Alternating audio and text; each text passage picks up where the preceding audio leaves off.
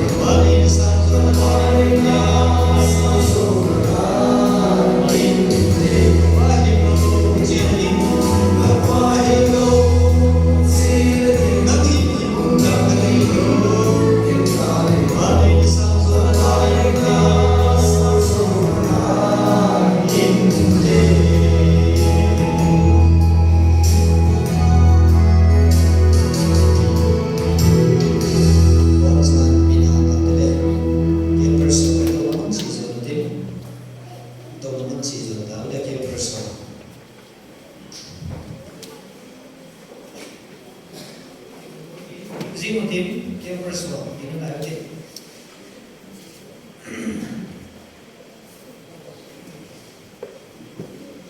Nó tụ nào cho ati để xem là first time này khăn của bé thì ati tất tất nằm vai đấy na first time này của bé thì nó lại cho nó gì vậy? Na, ở đây kia first one Jesus đến tụ tao đấy. Kia first one Game suma Bible example